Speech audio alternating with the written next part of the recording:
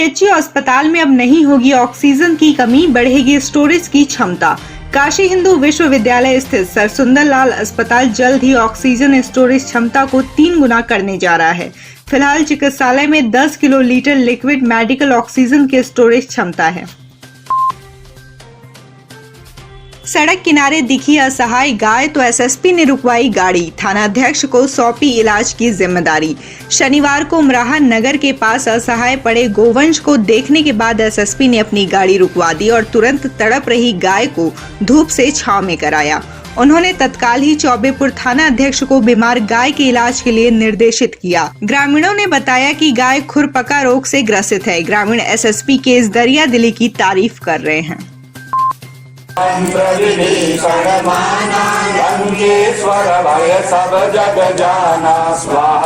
श्री राम की भक्ति के सहारे सभी तरह के भेदभाव को खत्म करेगा वाराणसी का इंद्रेश आश्रम। विशाल भारत संस्थान एवं श्री इंद्रेश आश्रम के संयुक्त तत्वाधान में 9 दिवसीय हनुमान चालीसा हवनात्मक महायज्ञ का आयोजन इंद्रेश नगर लमही में किया जा रहा है। इसी के साथ वाराणसी में श्री राम आस्थावादियों के समूह श्री राम पंथ का शुभारंभ नवरात्रि के पहले दिन राष्ट्रीय स्वयं सेवक संघ के अखिल भारतीय कार्यकारिणी सदस्य इंद्रेश कुमार ने किया। दुनिया भर में फैले भेदभाव, छुआछूत या किसी भी तरह की भेदभाव को समाप्त करने के लिए तमाम मतों, मठों, धर्म, पंथों के बीच में समन्वय स्थापित करने के लिए श्री राम पंथ की स्थापना श्री इंद्रेश आश्रम के द्वारा की गई। फर्जी ट्रेजरी चालान के ठगी करने के आरोप में राइफल क्लब का शूटिंग इंस्ट्रक्टर गिरफ्तार। जैतपुरा पुलिस ने शनिवार को फर्जी ट्रेजरी चालान बनाने वाले गैंग के सदस्य शैलेंद्र प्रताप सिंह निवासी घौसाबाद को मुखबिर की सूचना पर अलईपुरा के पास से गिरफ्तार कर लिया।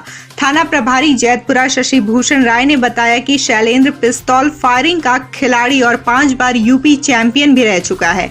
मौजूदा समय में राइफल क्लब में शैलेंद्र फायरिंग इंस्ट्रक्टर है।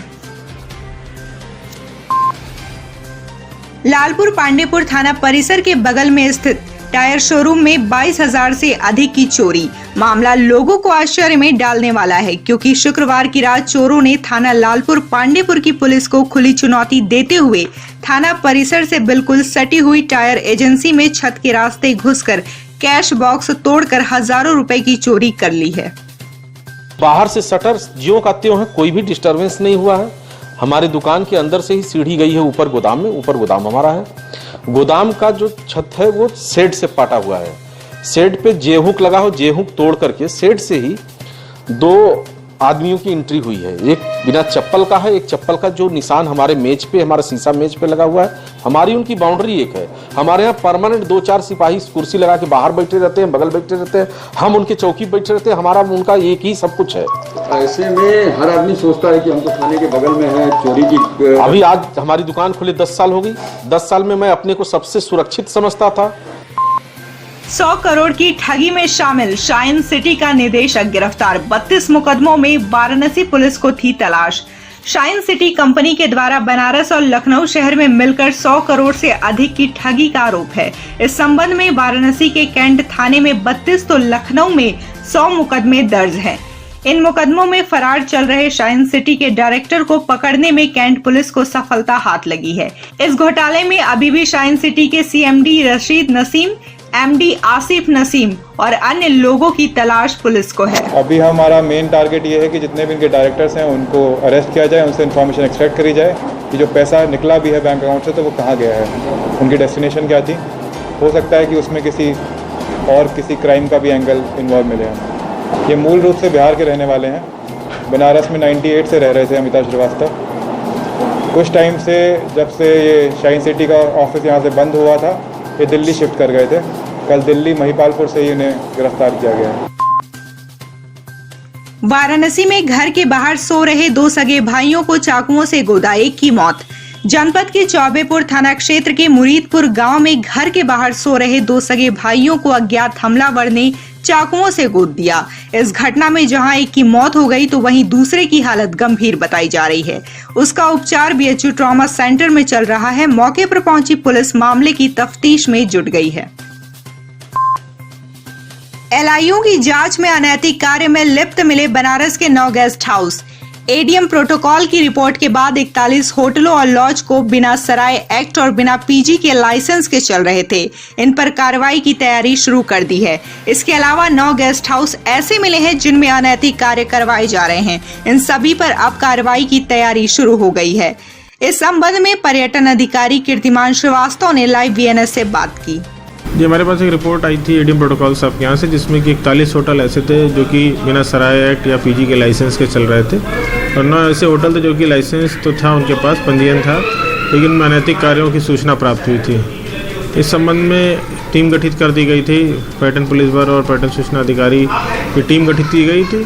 जब टीम जाँच करने गई तो मौके पर कई सारे गेस्ट हाउस बंद मिले और जो थे खुले थे उनमें वैध लाइसेंस नहीं था। और इसके अलावा अनैतिक कार्यों की यहाँ तक बात थी तो वो भी उन्होंने भी कुछ ने शटर गिरा लिया था। तो एलआई की रिपोर्ट जो थी वो तथ्यों के आधार पर सही थी।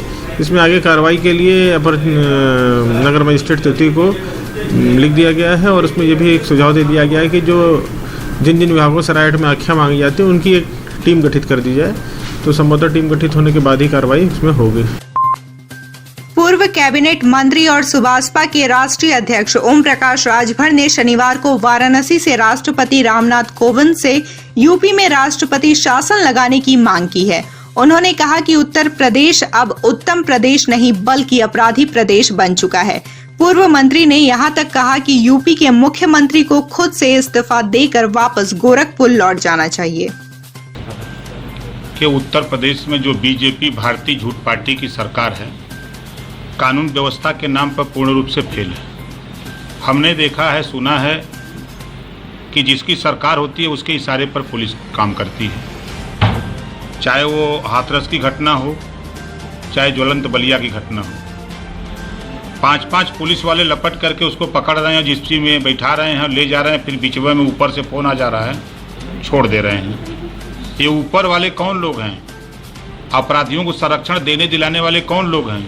बीजेपी का नेता अगर रेप करे, बीजेपी का नेता गोली मारे, बीजेपी का नेता हत्या करे तो उसके खिलाफ कार्रवाई नहीं होगी। उसके खिलाफ पुलिस मूक दर्शक बन करके काम करती है। हाथरस में आपने देखा कि अपराधियों को बचाने के लिए सरकार किस स्तर तक उतर गई। तो पूर्ण रूप से ये गुंडा युक्त और भ्रष्टाचार युक्त प्रदेश को बना दिया है और ये अब उत्तर प्रदेश नहीं बल्कि अपराधी प्रदेश हो गया है। ऐसी स्थिति में उत्तर प्रदेश के मुख्यमंत्री को नैतिकता के आधार पर थोड़ा सा भी मानवीय गुण हो तो उनको इस्तीफा दे देना चाहिए और गोरखपुर चले जाना चाहिए। और आपके माध्यम से देश के प्रधानमंत्री और राष्ट्रपति महोदय से कहना चाहूँगा कि 24 करोड़ आबादी को अमन चैन से अगर रखना चाहते हैं, इनकी खुशहाली चाहते हैं, तो उत्तर प्रदेश में तत्काल राष्ट्रपति शासन लगाया जाए। बगैर राष्ट्रपति शासन के अब उत्तर प्रदेश में अपराधी कंट्रोल नहीं हो पा रहे हैं। वाराणसी में शनिवार को 108 कोरोना पॉजिटिव मरीज मिले हैं। जिले में बीते 24 घंटे में एक मरीज की मौत कोरोना के कारण हुई है। शनिवार को 97 लोग होम आइसोलेशन से स्वस्थ होने के बाद डिस्चार्ज किए गए हैं। जिले में कोरोना से मरने वालों का आंकड़ा 252 पहुंच गया है। अब तक 15,705 कोरोना पॉजिटिव मरीज वाराणसी में मिल चुके हैं। इनमें से 14,428 लोग स्वस्थ हो चुके हैं, जबकि एक्टिव मरीजों की संख्या 1,025 है।